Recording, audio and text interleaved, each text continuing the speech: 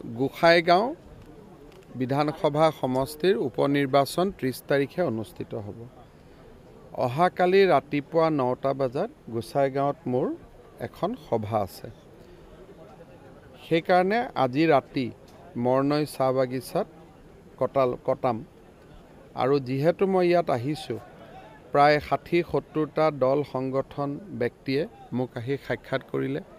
তেওঁলোকৰ বিভিন্ন দাবী স্মাৰক পত্ৰৰ যোগেদি জনালে। গোটেই দাবীবোৰ মই লৈছোঁ আৰু যি ধৰণে পাৰোঁ এই দাবীবোৰ সমাধান কৰাৰ বাবে চেষ্টা কৰিম। মইতো ৰাইজৰ যিখিনি মৰম দেখিছোঁ, মইতো ভাবোঁ যে গোসাইগাঁও, তামোলপুৰ বা এই যি 5টা উপনিৰ্বাচন হৈ আছে, তাত বিশেষ কাৰো লগত কণ্টেষ্ট নহ'ব। আমি খুব ভাল কৰি বহুত ছেটিছফাইং ভোট লৈ আমি জিকিম।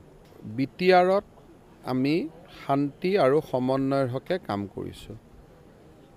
আজি 2 বছৰ আগত 3 বছৰ আগৰ বিটিআৰ আৰু আজি বিটিআৰৰ বহুত পৰিৱৰ্তন। সেইকাৰণে মই ভাবোঁ যে বিটিআৰৰ ৰাইজে এবাৰ শান্তিৰ কাৰণে ভোট দিব। ইয়াত ধৰ্ম, ভাষা, জাতি নহয়, শান্তি, প্ৰগতি এই দুইটা কামক আগত ৰাখি ভোট দিব। UPPL আৰু বিজেপিৰ চৰকাৰ হোৱাৰ পিছত প্ৰমোদ বড়ো ডাঙৰীয়াৰ নেতৃত্বত আজি বিটিআৰত শান্তিৰ পৰিৱেশ হৈছে। 4 মাহত বহুত ডেভেলপমেণ্ট কাম হৈছে আৰু এই ধৰণে যদি ৰাইজ আমাৰ লগত থাকে, আমি ৰাইজৰ পৰা শক্তি পাওঁ, 5 বছৰত বহুত কাম হ'ব। সেইকাৰণে গোসাইগাঁৱৰ ইলেকশ্যন, তামোলপুৰৰ ইলেকশ্যন কোনো জাতি, ধৰ্ম, ভাষাৰ ওপৰত নহয়। This will be vote for peace and development.